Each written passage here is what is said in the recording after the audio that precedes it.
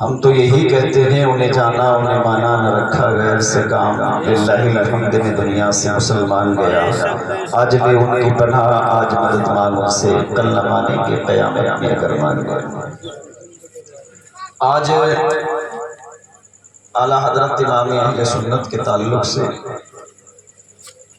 آپ کی کتابوں کا حوالہ دے کر کہیں تو حضور تاج الشریعہ پہ ٹپی ہو رہی ہے، کہیں کسی طریقے سے، لیکن یاد رہے میں اس تقریر کے ذریعے سے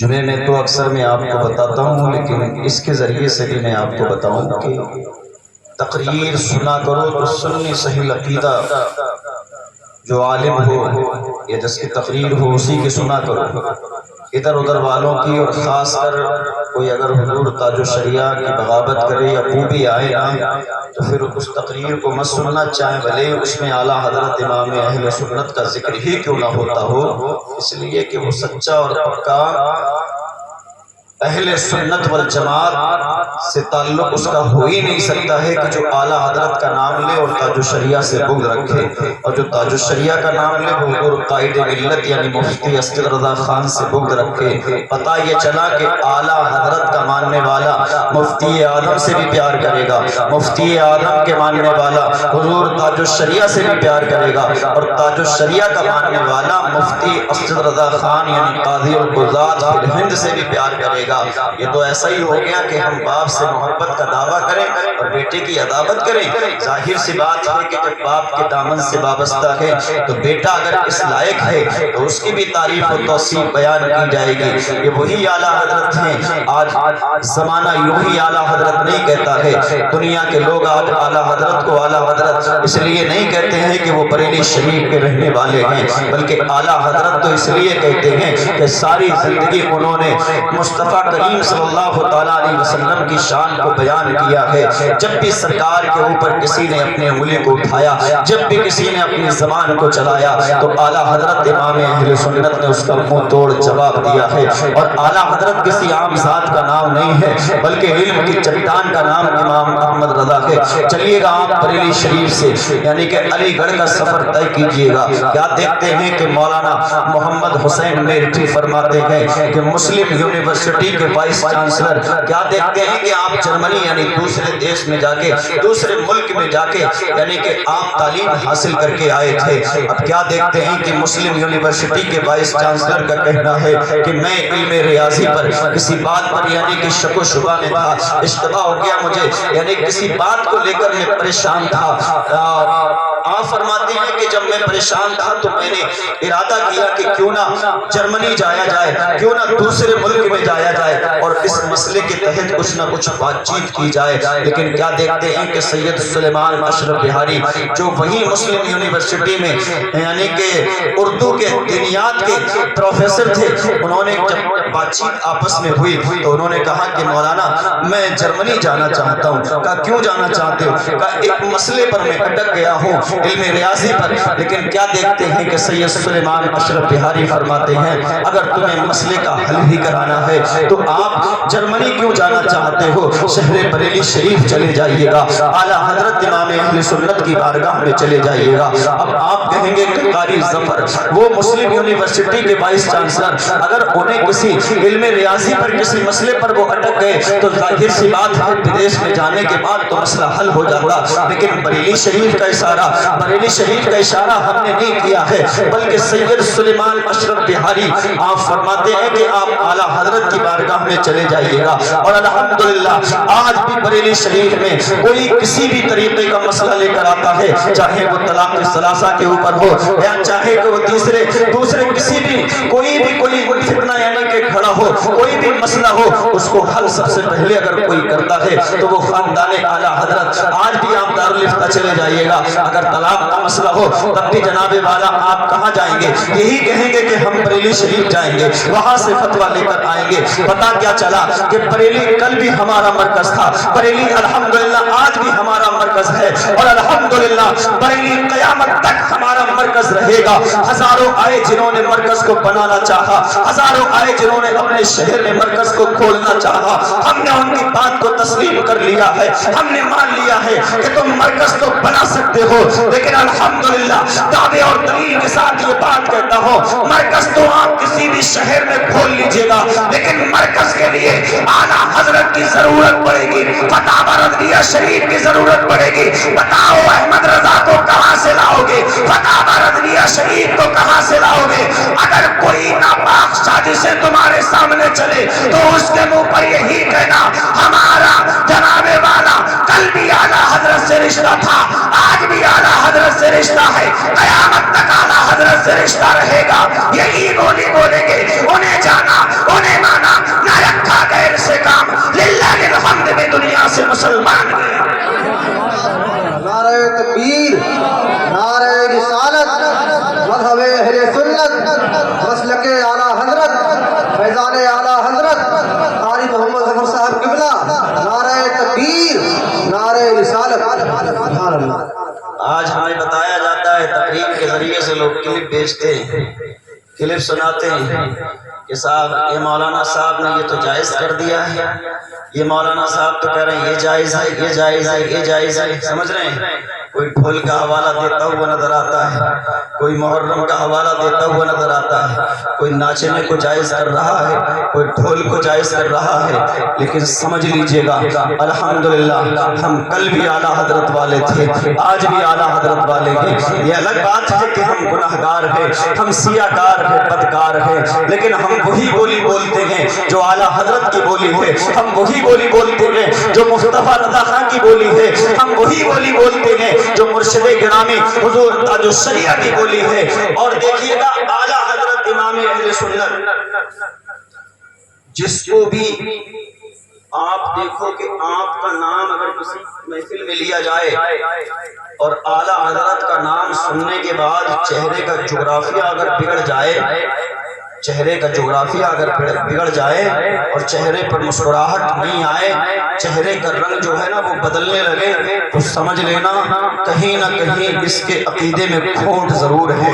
اس لیے کہ اعلیٰ حضرت کا نام جب کسی دیوانے کے سامنے لیا جاتا ہے تو چاہے وہ عالم دین ہو یا نہیں ہو، عالم ہو یا نہیں ہو، مفتی ہو یا نہیں ہو، ایک عام انسان بھی ہو، لیکن اس کے سینے میں بھی اعلیٰ حضرت امام اہل سنت سے اسی لیے محبت ہے کہ جو تعظیم اعلیٰ حضرت امام اہل سنت نے ہمیں اہل بیت کی سکھائی ہے، سیدوں کی سکھائی ہے، وہ کسی اور نے ہمیں وہ سبق پلایا ہی نہیں ہے۔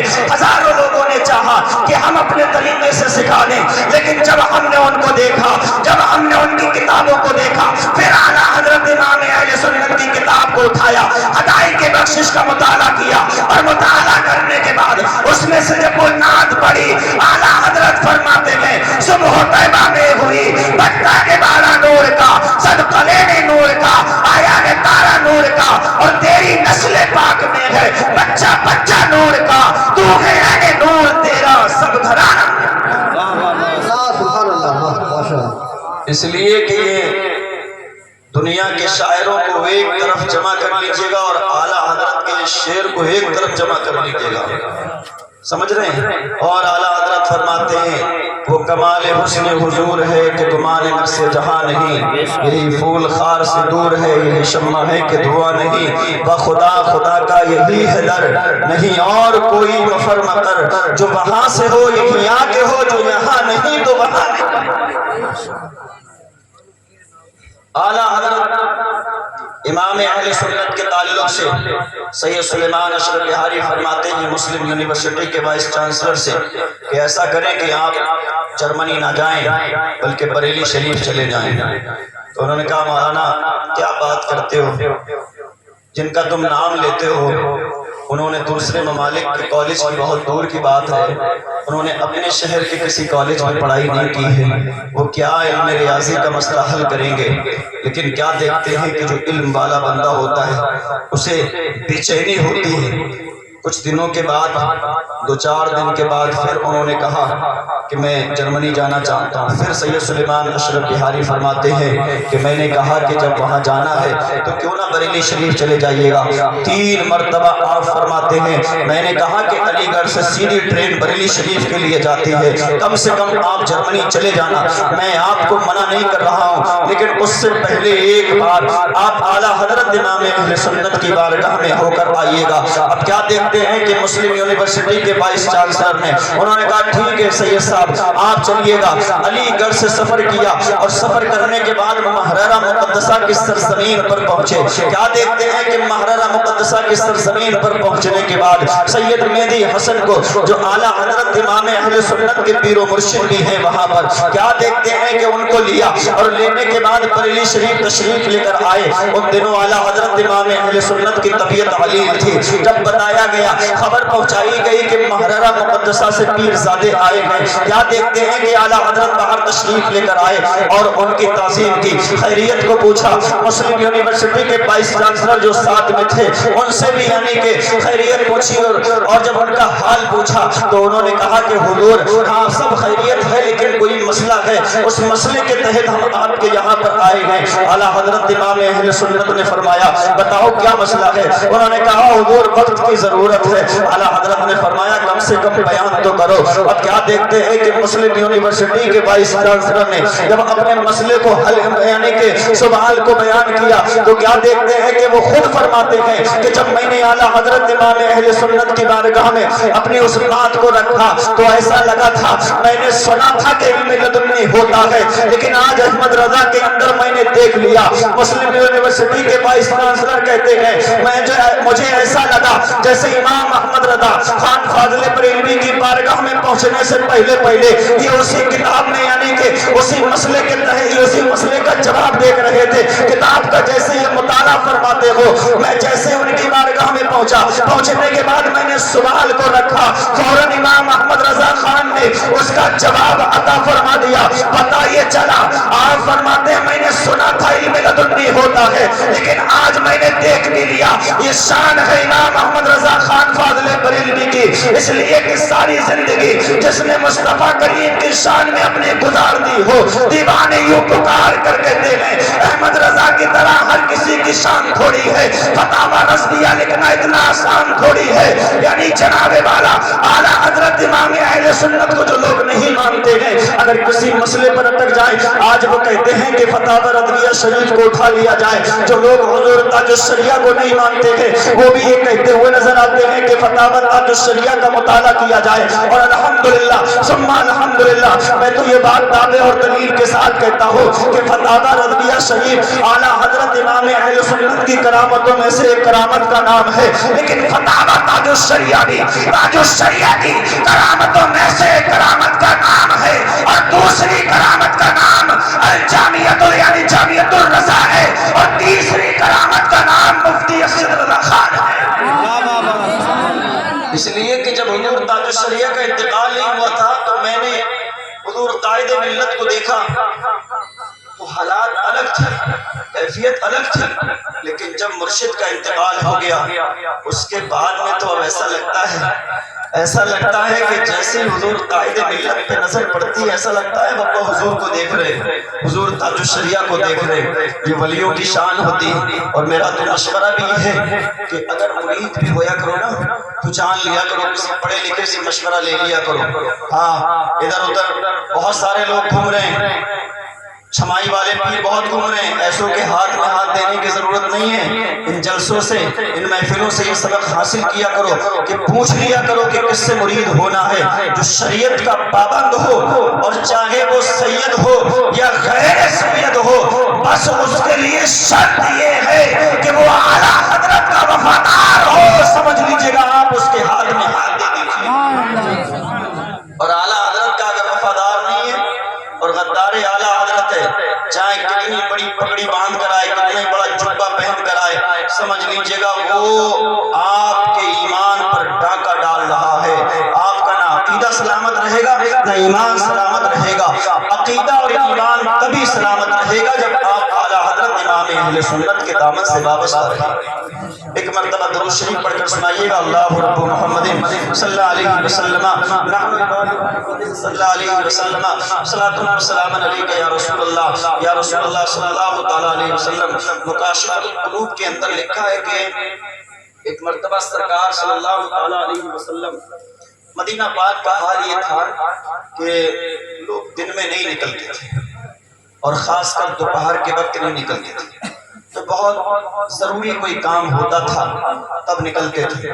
لیکن کیا دیکھتے ہیں کہ سرکار صلی اللہ تعالیٰ علیہ وسلم گھر سے دوپہر کے وقت تشریف لے کر نکلے. سامنے سے جناب سیدنا عمر فاروق اعظم اور جناب سیدنا صدیق اکبر رضی اللہ تعالیٰ عنہ بھی تشریف لے کر آ رہے ہیں. آپ نے سلام کیا. سلام کا جواب ملا تو سرکار نے فرمایا عمر اور صدیق اس وقت آپ گھر سے کیسے باہر نکلے؟ تو کہا حضور گھر میں بھوک نے ٹکنے نہ دیا، اس لیے کہ بھوک کی شدت اس قدر ہے کہ بھوک نے گھر میں رکنے نہ دیا.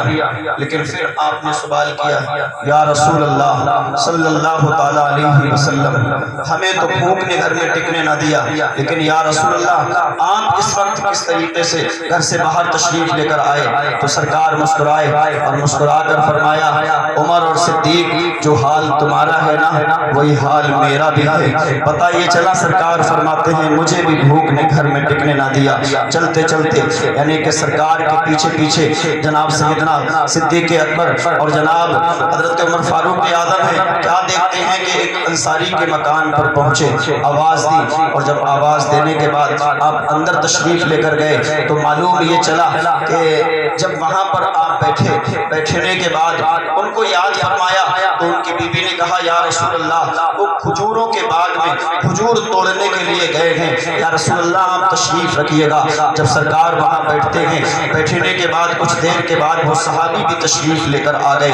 اور صحابیوں کا حال کیا تھا؟ اس لیے کہ وہ تو سرکار کو دیکھنے کے لیے بے چین بے قرار رہتے تھے. ان کے ادب سے تو ایک بات یاد آتی ہے، یعنی کہ حضرت ابو ہریرہ رضی اللہ تعالیٰ عنہ کے تعلق سے وہ بات یاد آتی ہے. کیا دیکھتے ہیں ابو ہریرہ کی ذات کا نام ہے حضرت عائشہ صدیقہ رضی اللہ تعالیٰ عنہ کے بعد سب سے زیادہ اگر کسی کی حدیث پاک پائی جاتی ہیں ملتی ہیں تو وہ جناب حضرت ابو ہریرہ رضی اللہ تعالیٰ عنہ کی حدیث پاک ہے. کیا دیکھتے ہیں کہ سرکار صلی اللہ تعالیٰ علیہ وسلم کا گزر ہوا حضرت ابو ہریرہ کے مکان کے سامنے سے. صحابہ فرماتے ہیں کہ ہم پیچھے پیچھے ہیں، سرکار آگے آگے تشریف لے کر جا رہے ہیں. لیکن جناب حضرت ابو ہریرہ نے جب سرکار صلی اللہ تعالیٰ علیہ وسلم کو دیکھا تو دیکھنے کے بعد اپنے چہرے کو چھپا لیا. آپ گھر کے اندر تشریف لے گئے، لیکن جب گھر کے اندر تشریف لے گئے تو صحابہ بے چین تھے، بے قرار تھے. سرکار کی بارگاہ میں عریضہ پیش کیا یا رسول اللہ صلی اللہ تعالیٰ علیہ وسلم ابو ہریرہ تو آپ سے جان سے زیادہ پیار کرتا ہے. ہر صحابہ جان سے زیادہ پیار کرتے تھے، لیکن حضرت ابو ہریرہ کے تعلق سے صحابہ فرماتے تھے یا رسول اللہ ابو ہریرہ تو آپ سے جان سے زیادہ پیار کرتا ہے، لیکن یا رسول اللہ ابھی فلاں گلی سے گزر ہوا تھا، ابو ہریرہ دروازے پر کھڑے ہوئے تھے، یا رسول اللہ وہ اس قدر آپ سے محبت کرتے ہیں کہ آپ کو دیکھنے کے لیے بے چین بے قرار رہتے ہیں، لیکن یا رسول اللہ آپ ان کے گھر کے سامنے سے گزرے تو انہوں نے اپنا چہرہ آپ سے چھپا لیا. سرکار صلی اللہ تعالیٰ علیہ وسلم چاہتے تو آپ خود بھی فرما سکتے تھے. آپ نے صحابہ سے فرمایا اے لوگوں جب ابو ہریرہ آ جائے تو ابو ہریرہ سے پوچھ لینا کہ اس نے اپنا چہرہ کیوں چھپایا. کیا دیکھتے ہیں کہ مسجد نبوی میں صحابہ کرام بھی بیٹھے ہوئے ہیں اور سرکار صلی اللہ تعالیٰ علیہ وسلم بھی تشریف رکھتے ہیں. کچھ ہی دیر میں جناب حضرت ابو ہریرہ تشریف لے کر آتے ہیں. سلام کیا، آپ وہاں پر بیٹھ گئے. صحابہ کرام نے فرمایا ابو ہریرہ ابھی تمہارے گھر کے سامنے سے سرکار کا گزر ہوا. آپ نے سرکار کے چہرے کو دیکھا اور دیکھنے کے بعد آپ نے اپنا چہرہ چھپا لیا. آپ گھر کے اندر تشریف لے گئے. قربان جائیے گا صحابہ کے عشق پر، قربان جائیے گا صحابہ کرام کے ادب پر، قربان جائیے گا مسلمانوں. آج ہمارا حال دیکھیے گا اور صحابہ کی زندگی کو دیکھیے گا. اگر صحابہ کرام قرآن کریم کی تلاوت فرماتے تھے تو مشق سے کوئی کر کے تب تلاوت فرماتے تھے. اگر صحابہ کی زندگی زندگی کو دیکھنے کے بعد زیادہ نہ سہی میں نے وہ شعر پڑھا تھا نا، اے عشق میں جنوں خاموش نہ رہے، کچھ خاک اڑا دیوانے کی، دیوانہ بننا تو مشکل ہے، ارے صورت ہی بنا دیوانے کی۔ پتہ یہ چلا کہ حضرت ابو ہریرہ سے جب صحابہ کرام نے معلوم کیا تو حضرت ابو ہریرہ فرماتے ہیں اے لوگوں یہ بات تو سرکار سے معلوم کر لیجئے گا، سرکار سے پوچھ لیجئے گا، سرکار مجھ سے بہتر فرما دیں گے۔ صحابہ نے عریضہ پیش کیا، ابو ہریرہ ہم نے سرکار کی بارگاہ میں پہلے ہی عریضہ پیش کر دیا ہے، لیکن سرکار نے آپ کی جانب اشارہ فرمایا ہے۔ کیا دیکھتے ہیں کہ جب ابو ہریرہ نے اتنا سنا تو آپ نے فرمایا لوگوں سنو، یہ بات حقیقت ہے کہ میں اپنے نبی سے ہر چیز سے زیادہ اپنی اولاد ہو، اپنا مال ہو، یہاں تک کہ اپنی جان سے زیادہ میں اپنے نبی سے پیار کرتا ہوں، ہر وقت دیکھنے کے لیے بے چین بے قرار رہتا ہوں، لیکن جس وقت میرے نبی کا گزر میرے دروازے کے سامنے سے ہوا اور میں نے جب سرکار کے چہرے کو دیکھا، اپنے چہرے کو جو چھپایا وہ اس لیے چھپایا کہ اس وقت مجھ پر غسل فرض ہو چکا تھا، میں ناپاکی کے عالم میں تھا اور میری محبت کو یہ گوارا نہیں کہ میں اپنے نبی کا چہرہ ناپاکی کے عالم میں دیکھ وہ صحابی شریعت کا حکم ہے کہ دیکھ سکتے تھے، کوئی مسئلہ نہیں، لیکن ادب دیکھیے گا۔ آپ فرماتے ہیں کہ میں نے ادب کی بنا پر سرکار صلی اللہ تعالیٰ علیہ وسلم سے اپنے چہرے کو چھپایا۔ اب سرکار صلی اللہ تعالیٰ علیہ وسلم وہاں بیٹھے ہوئے ہیں، وہ صحابی کھجوریں لے کے آئے اور سرکار کے چہرے پر جب نظر پڑی تو اندازہ لگا لیا کہ کئی دنوں سے سرکار نے کچھ نہیں کھایا ہے، کئی دنوں سے۔ کہا یا رسول اللہ کھجوریں رکھی، اس کو تناول فرمائیے گا، اور ایک بکری کا بچہ ذبح کیا اور ذبح کرنے کے بعد اپنی بیوی سے کہا کہ اس کو جلد تیار کرو، اور جب جلد تیار کیا تو کیا دیکھتے ہیں کہ جب کھانا بن گیا، بننے کے بعد دسترخوان لگا، سرکار صلی اللہ تعالیٰ علیہ وسلم نے کھایا اور حضرت صدیق اکبر حضرت عمر فاروق اعظم کو بھی کھانے کا حکم فرمایا۔ وہ انصاری جو صحابی تھے انہوں نے بھی ساتھ میں کھایا، پھر سرکار نے ان کو بلایا اور بلانے کے بعد فرمایا ایسا کرو کہ ہمارے گھر پر چلے جاؤ۔ ایک روٹی لی اور چند روٹیاں اس کے اوپر رکھی اور پھر سرکار فرماتے ہیں جاؤ، میری بیٹی فاطمہ الزہرا رضی اللہ تعالیٰ عنہا نے کئی دنوں سے کچھ نہیں کھایا ہے، یہ اس کی بارگاہ میں لے جا کر دے دو۔ پتہ یہ چلا کہ اہل بیت کی شان تو دیکھیے گا، اہل بیت کا مقام تو دیکھیے گا۔ آج لوگ اہل بیت کے تعلق سے معلوم نہیں کس کس انداز میں باتیں کرتے ہیں، لیکن علی کی شان پہ قربان جائیے گا، یہ وہی علی ہے کہ کیا دیکھتے ہیں کہ ایک مرتبہ ابو جہل کو معلوم چل گیا تھا کہ علی کے کئی دنوں سے فاتح ہو رہے ہیں، اور جب انسان کو کسی کی کوئی کمزوری معلوم چل جاتی ہے نا تو اس کا وہ فائدہ اٹھاتا ہے، لیکن جب ابو جہل کو معلوم چلا تو یہ بات مشہور تھی کہ اہل بیت میں اگر کوئی پوچھتا ہے نا تو وہ خالی دامن کو لے کر نہیں آتا ہے، خالی جھولی کو لے کر نہیں آتا ہے، وہاں سے کچھ نہ کچھ ضرور لے کر آتا ہے۔ لیکن ایک مانگنے والا فقیر آیا، اور جب فقیر آیا تو ابو جہل نے اس کو پکڑ لیا اور پکڑنے کے بعد کہا کیا میں تجھے ایک ایسے گھر کا پتہ نہ بتاؤں کہ سارا دن مانگے گا اتنا نہیں ملے گا جتنا ایک گھر سے مل جائے گا؟ کہو سبحان اللہ۔ سارا دن مانگے گا اتنا نہیں ملے گا جتنا ایک گھر سے مل جائے گا۔ ابو جہل نے جب اتنا کہا تو فقیر خوش ہو گیا، سائل خوش ہو گیا، مانگنے والا اس نے کہا ٹھیک ہے، اس سے بہتر کیا بات ہے۔ جب ابو جہل نے گھر کا پتہ بتایا تو وعدہ بھی لے لیا کہ اگر اس گھر کا مالک تم سے میرا نام پوچھے کہ کس نے میرے گھر کا پتہ بتایا ہے تو میرا نام لینے کی ضرورت نہیں ہے، بتانے کی ضرورت نہیں ہے، وعدہ کرو۔ اس نے کہا میں تو مانگنے والا ہوں، فقیر ہوں، مجھے کیا پڑی ہے کہ میں تمہارا نام بتاؤں، بس میرا تو کام ہو جانا چاہیے۔ الحمدللہ کیا دیکھتے ہیں کہ وہ فقیر اسی دروازے پر پہنچا جو ابو جہل نے بتایا تھا۔ وہ دروازہ کسی اور کا نہیں تھا بلکہ حسنین کریمین کا دروازہ تھا, حضرت علی کے گھر کا پتہ بتایا, لیکن ابو جہل جانتا تھا کئی دنوں سے آپ کے فاتح ہو رہے ہیں. معلوم یہ چلا کہ تاکہ حضرت علی ذلیل و رسوا ہو جائیں کہ اگر ان کے گھر پر کوئی فقیر پہنچے گا اور خالی دامن کو لے کر آئے گا, خالی جھولی کو لے کر آئے گا, تو یہ بات مشہور ہے کہ اہل بیت میں کوئی جاتا ہے تو وہ اپنے دامن کو خالی لے کر نہیں آتا ہے, اپنی جھولی کو خالی لے کر نہیں آتا ہے. معلوم یہ چلا کہ جناب والا وہ فقیر مانگنے والا علی کے دروازے پر پہنچا اور کنڈی کو کھٹکھٹایا. علی نے فرمایا کون؟ باہر سے آواز آئی فقیر ہوں, سائل ہوں, مانگنے کے لیے آیا ہوں. قسم خدا کی مسلمانوں, کیا علی نہیں جانتے تھے کہ میرے کئی دنوں سے فاتح ہو رہے ہیں, لیکن رب تبارک و تعالیٰ کی بارگاہ میں اپنے ہاتھوں کو اپنی ذات کے لیے نہیں اٹھایا, لیکن جب دروازے کو کھولا, کھولنے کے بعد آپ نے فرمایا اچھا یہ تو بتاؤ کہ تمہیں میرے گھر کا پتہ کس نے بتایا ہے؟ اس نے کہا جس نے بتایا ہے نا اس نے وعدہ لیا ہے کہ میں اس کا نام تمہارے سامنے ظاہر نہ کروں, اس کا نام نہ بتاؤں. قسم خدا کی مسلمانوں, علی تو علی ہے. اللہ رب العزت کی بارگاہ میں اپنے ہاتھوں کو اٹھایا, اٹھانے کے بعد جناب والا چند لمحے کے بعد اپنے ہاتھوں کو نیچے لیا اور فقیر سے فرمایا اللہ اپنا ہاتھ آگے کر. ظاہراً تو کچھ نہیں تھا, لیکن علی نے فرمایا سن, جس نے تجھے میرے گھر کا پتہ بتایا ہے اسی کے سامنے اس مٹھی کو کھولنا, اس سے پہلے اس مٹھی کو مت کھولنا. اب فقیر ٹینشن میں پڑ گیا, مانگنے والا ٹینشن میں پڑ گیا. جس نے گھر کا پتہ بتایا ہے اس نے بھی وعدہ لے لیا ہے, جس نے دیا ہے ظاہراً تو کچھ نہیں دیا ہے, اس نے بھی وعدہ لے لیا ہے, لیکن سوچنے لگا کیوں نہ کچھ تو ضرور ہوگا. اب کیا دیکھتے ہیں کہ علی کے دروازے سے وہ فقیر پہنچتا ہے, ابو جہل کی جانب پہنچتا ہے, لیکن ادھر ابو جہل نے اپنے محلے میں اپنے چیلے چپاٹوں کو, اپنے ماننے والوں کو جمع کر لیا اور کہا لوگوں سنو سنو, یہ بات مشہور ہے کہ اہل بیت میں اگر کوئی مانگنے چلا جائے تو وہاں سے جناب والا خالی جھولی کو لے کر نہیں آتا ہے, خالی دامن کو لے کر نہیں آتا ہے, کچھ نہ کچھ ضرور لے کر آتا ہے. لیکن دیکھنا آج ایک فقیر گیا ہے, مانگنے والا علی کے دروازے پر گیا ہے, دیکھنا وہ خالی دامن کو لے کر آئے گا,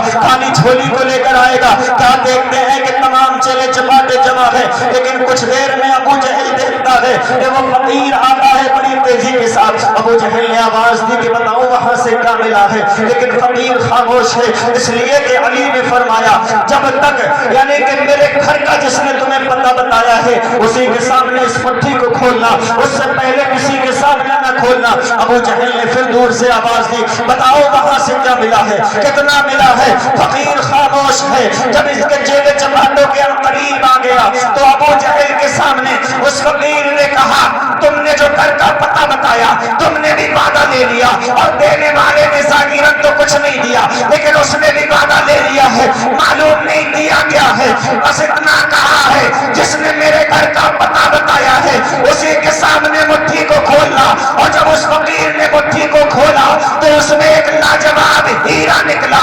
قسم خدا کی ابو جہل اور اس کے تمام چیلے چپاٹے ان کی آنکھیں پھٹی کی پھٹی رہ گئی. ہم تو یوں ہی کہیں اعلیٰ حضرت کی زبان میں سب سے اعلیٰ و اعلیٰ ہمارا نبی, سب سے بالا و بالا ہمارا نبی, اپنے مولا کا پیارا ہمارا نبی, دونوں عالم کا دولہ ہمارا نبی. کون دیتا ہے دینے کو منہ چاہیے, دینے والا ہے سچا ہمارا.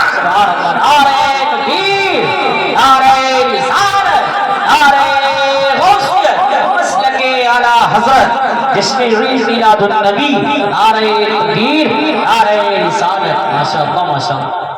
ابو جہل نے تو کہا تھا کہ سارا دن مانگے گا اتنا نہیں ملے گا, لیکن یہ علی کی شان ہے, سمجھ رہے ہیں, یہ اہل بیت کی شان ہے. سارا دن بلکہ زندگی میں پھر مانگنے کی ضرورت ہی نہ پڑی. سمجھ رہے ہیں, کون دیتا ہے دینے کو منہ چاہیے, دینے والا ہے سچا ہمارا نبی. اور اللہ پاک قرآن کریم میں ارشاد فرماتا ہے ان الصلاۃ تنہی عن الفحشاء والمنکر. محفلیں سجاؤ اچھی بات ہے, میں تو کہتا ہوں دن رات سجاؤ, لیکن یاد رہے کہ جب رب تبارک و تعالیٰ کسی قوم سے ناراض ہوتا ہے تو اللہ اس کی قسمت سے رزق نہیں چھینتا, بلکہ اس قوم سے سجدے کی توفیق کو چھین لیتا ہے. توجہ سے سننا اس بات کو. یہ تو ہمیں معلوم ہے کہ شاعر صاحب پڑھ کر چلے گئے تو بڑا مجمع تھا، بڑے ادھر سے ادھر ہلنا ڈھلنا اور یہ صاحب جیب میں نظرانہ ڈالنا، لیکن جو باتیں اہم باتیں ہوتی ہیں نہ شاعر صاحب ہی سنتے ہیں اور نہ شاعر صاحب جنہیں سنا کے جاتے ہیں وہی سنتے ہیں. سمجھ رہے ہیں؟ بلکہ میں تو یہ بڑی بات کہتا ہوں کہ کم سے کم شاعر صاحب پڑھ کر کچھ سن لیں تو ہماری بھی کچھ اصلاح ہو جائے، تاکہ ہمیں بھی یہ لگے کہ ممبر شریف بھرا ہوا ہے. لیکن حال یہی ہے، بہرحال حال کچھ بھی ہو پر جو بات انہیں بتائی جا رہی ہے، اللہ کی بارگاہ میں التجا ہے کہ اللہ مجھے بھی عمل کی توفیق عطا فرمائے اور آپ کو بھی عمل کی توفیق عطا فرمائے. اچھا بتانا اتنے لوگوں میں نماز عشاء کس نے پڑھی ہے؟ بتاؤ. 4-5 ہاتھ آ رہے ہیں. کیا ہمارے لیے ذمہ داری نہیں ہے؟ عشاء کی نماز پڑھنا ہمارے اوپر فرض ہے، یہ جلسہ فرض نہیں ہے. چاہے میرے جانے کے بعد پوچھ لینا اس کا مسئلہ، لیکن ہاں اچھی بات ہے، یہ ہم لوگوں کی پہچان ہے. اور اہل سنت والجماعت والے اگر جلسے نہیں کریں گے تو پھر کون کرے گا؟ لیکن جلسوں کے ساتھ ساتھ ہمیں یہ چاہیے کہ ہم نماز کی بھی پابندی کریں. اللہ پاک قرآن کریم میں ارشاد فرماتا ہے ان الصلاۃ تنہی عن الفحشاء والمنکر، بے شک نماز تمام بری باتوں سے بے حیائیوں سے منع کرتی ہے، روکتی ہے. جب انسان خشوع اور خضوع کے ساتھ نماز کو پڑھتا ہے. بلکہ ایک صحابی تھے سرکار صلی اللہ تعالیٰ علیہ وسلم کے صحابی، اب آپ اندازہ لگا سکتے ہو کیا مرتبہ ہوتا ہے ان کا. تو وہ نماز پڑھتے تھے لیکن بری عادتیں تھیں. صحابہ نے دیکھا تو سرکار کی بارگاہ میں شکایت فرمائی.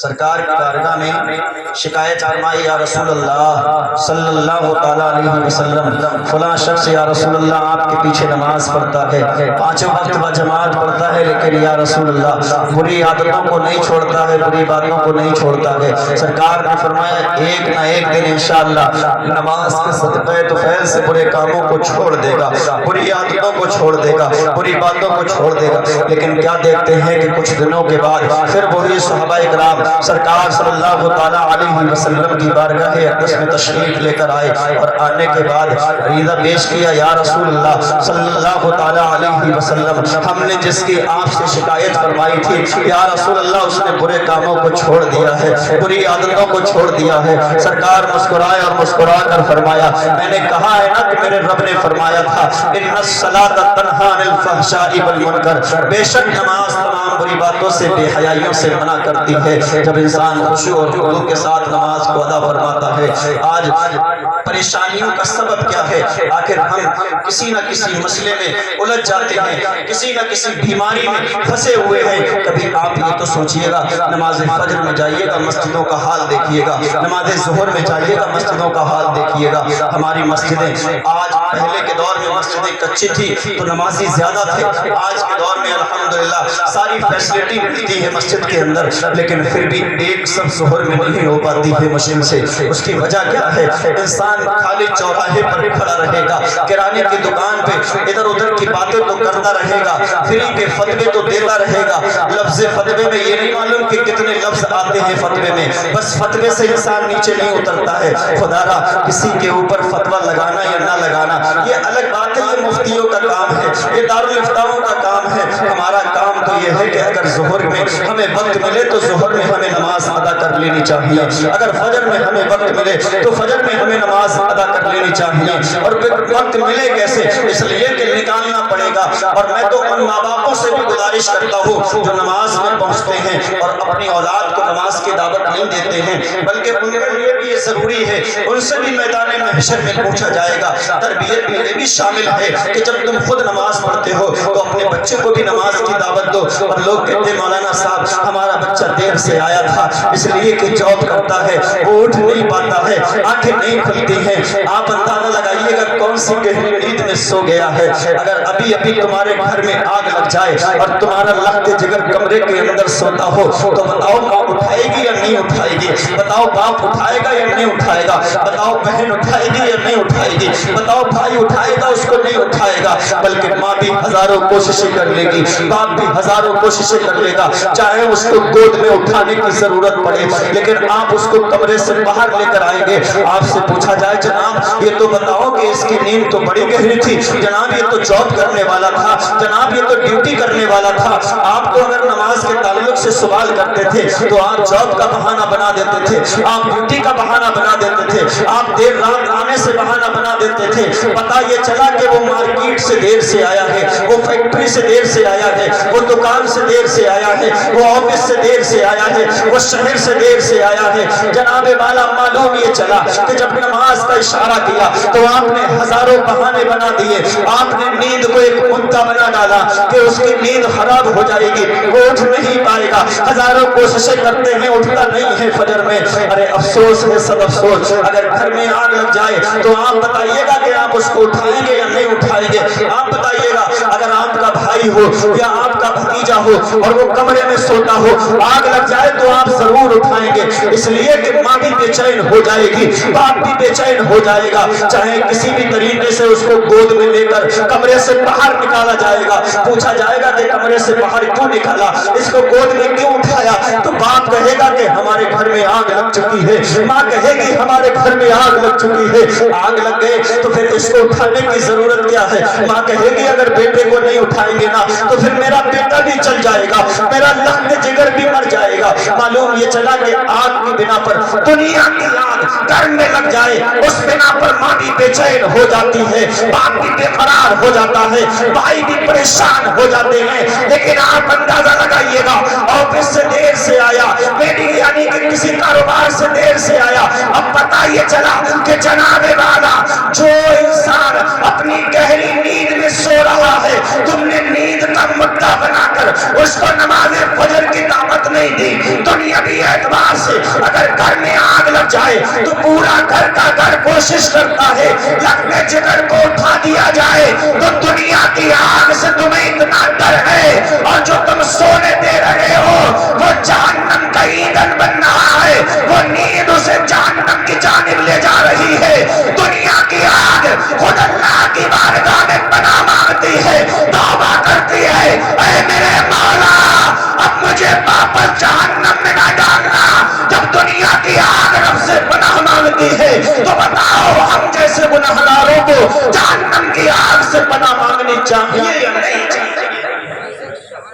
और अगर पनाह मांगनी चाहिए तो फिर बाप को और माँ को अपने बेटे को उठाना चाहिए। मेरे लखते जिगर तूने सारी रात, कितने नौजवान अब ऐसे हैं कि रात के 3:30-4 बजे तक वो ऑनलाइन रहते हैं, मोबाइल चलाते हैं, और जब मुअज्जिन अल्लाहु अकबर की सदा मस्जिद से बुलंद करता है ना तो वो लोग कहते हैं अब आज़ान हो गई, अब थोड़ा सो लिया जाए।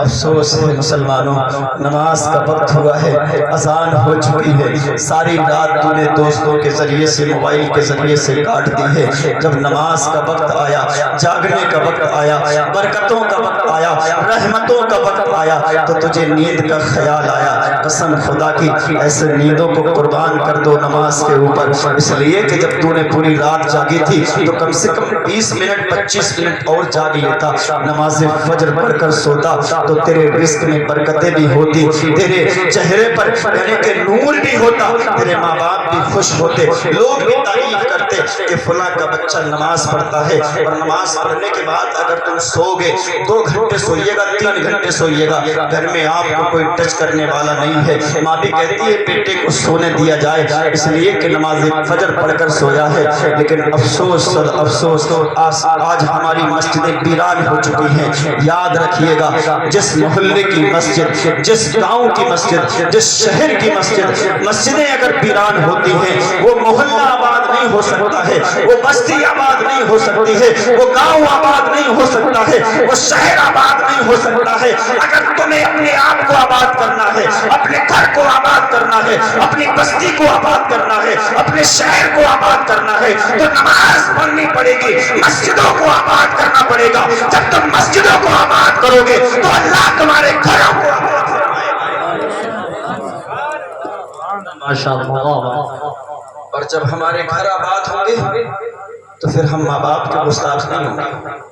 آج آپ نے نہیں دیکھا علم بہت ضروری ہے، علم بہت ضروری ہے، چاہے وہ دنیاوی ہو یا دینی ہو۔ اگر اللہ اس لائق تمہیں کرے تو اپنے بچے کو آدھی روٹی کھلائیے گا، لیکن دنیاوی تعلیم بھی سکھائیے گا، دینی تعلیم بھی سکھائیے گا۔ یاد رکھیے گا کہ اگر وہ ماں باپ کی بے عزتی بھی کرے گا نا تو ایک نہ ایک دن اسے احساس ضرور ہوگا کہ میں نے یہ غلط کیا۔ معافی تلافی کرے گا، اور معافی تلافی وہی کرتا ہے جس کو احساس ہوتا ہے، اور جب وہ ماں باپ سے معافی مانگے گا تو پھر رب خوش ہوگا۔ سبحان اللہ۔ اور اللہ خود فرماتا ہے واللہ یحب التوابین، بے شک وہ توبہ کرنے والوں کو پسند فرماتا ہے۔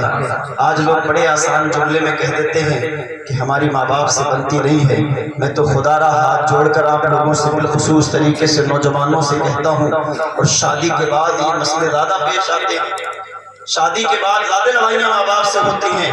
اللہ کے واسطے اگر کوئی مسئلہ ہو جائے تو فوراً معافی تلافی کر لیا کرو، اس لیے کہ ہزاروں تعویذ اگر دکان میں ٹانگو گے تو پھر برکت ہونے والی نہیں ہے جب تک ماں باپ ناراض ہیں۔ اگر آپ چاہتے ہو تعویذوں سے فائدہ لینا، میں تعویذ کے خلاف نہیں ہوں، پہنا کرو اچھی بات ہے، لیکن اس کے ساتھ ساتھ اپنے ماں باپ کو راضی کر لیا کرو۔ اور اگر کوئی بھی کاروبار کرو، کوئی دکان کرو، کوئی کام کرو، تو سب سے پہلے اگر بڑھاپے میں ماں باپ تمہیں مل گئے تو سمجھ لو یہ تمہاری قسمت کی معراج ہے۔ ان بوڑھے ماں باپوں سے جو تمہاری نظر میں ناکارہ ہے، تمہاری نظر میں بیکار ہے، سمجھ لیجئے گا ان کی بارگاہ میں بیٹھ جائیے گا، قدموں میں بیٹھ جائیے گا، اور قدموں کو دبا کر کہیے گا اے میری ماں میرے حق میں دعا فرما دیجئے گا، میں فلاں کاروبار کو کرنا چاہتا ہوں، فلاں دکان کو کھولنا چاہتا ہوں۔ سمجھ لینا بڑھاپے میں کپکپاتے ہوئے ہاتھوں سے اگر ماں باپ نے دعا فرما دی تو اللہ رب العزت ان کی دعا کو رد نہیں کرتا ہے بلکہ قبول کرتا ہے۔ لیکن ایسا کوئی ہونا چاہیے پر نہیں، ماں باپ سے شرم لگتی ہے۔ کتنے ایسے لوگ ہیں جو مسجد میں ماں باپ نماز پڑھنے آتے ہیں، بیٹے بھی آتے ہیں، ہمارے ہاتھ چومتے ہیں، دیگر اور علماء کے ہاتھ چومتے ہیں، لیکن ماں باپ کے ہاتھ پر جب بات آتی ہے تو بولے صاحب شرم لگتی ہے۔ افسوس صد افسوس ایسے نوجوانوں پر، ماں باپ کے ہاتھ چومنے پہ کوئی شرماتا ہے۔ ارے بڑے مقدر کی بات ہے، بڑے نصیبے کی بات ہے کہ تمہیں ماں باپ ملے ہیں۔ ان سے پوچھئے گا کہ جن کے ماں باپ گزر چکے ہیں، پھر ان سے عید کا حال پوچھئے گا، پھر کسی تیوہار کا حال پوچھئے گا، پھر کسی خوشی کا حال پوچھئے گا۔ ضرور وہ کام پورا کریں گے لیکن آنکھیں اشکبار ہوں گی، دل میں یہی ہوگا کہ کاش میرے ماں باپ زندہ ہوتے تو اس کام کو دیکھتے تو بڑے خوش ہوتے۔ سمجھ رہے بڑے خوش ہوتے۔ کیا دیکھتے ہیں کہ سرکار صلی اللہ علیہ وسلم ایک مرتبہ مسجد نبی میں تشریف لے کر آئے۔ سرکار فرماتے ہیں کہ جب میں مسجد میں تشریف لے کر آیا نا تو مسجد نبی میں 12,000 لوگ اس وقت جمع تھے۔ کتنے؟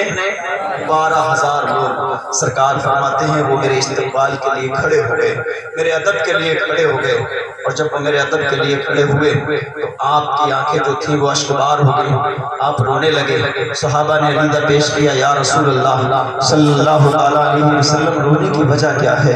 اب آپ جملہ سنیے گا، بڑی توجہ سے جملہ سنیے گا۔ سرکار نے فرمایا لوگوں میں اس لیے رو رہا ہوں، آج مجھے میری ماں کی یاد آ رہی ہے، کاش میری ماں زندہ ہوتی اور تم لوگ میرا استقبال کر رہے ہو۔ اس حال کو اگر میری ماں دیکھتی تو کتنا خوش ہوتی۔ کہو سبحان اللہ۔ وہ نبی ہیں، دونوں جہاں کے مالک و مختار ہیں، اور پھر بھی آخری وقت میں ہمیں پیغام یہی دے کر گئے ہیں کہ بڑھاپے میں اگر ماں باپ ملیں تو خدا را ان کی خدمت کیجئے گا۔ اور بات اور سمجھئے گا، میدان محشر میں جو میزان پر ترازو لگتی ہے، دعا کیجئے گا نماز میں کہ وہ تکڑی ہماری نہ لگے۔ وہ تکڑی جس کی لگ گئی پھر بچ نہیں پاتا انسان۔ دعا کیجئے گا نماز میں سجدے کی حالت میں کہ اللہ ہمیں وہ تکڑی لگنے سے بچا لے، اس لیے کہ جس کی تکڑی لگ گئی پھر اس کو کوئی بچا نہیں پاتا ہے، الجھ جاتا ہے۔ وہ تاریخ سے ملتا ہے کہ ایک نوجوان باپ کی بھی تکڑی لگی ہوئی تھی، بیٹے کی بھی تکڑی لگی ہوئی تھی، حکم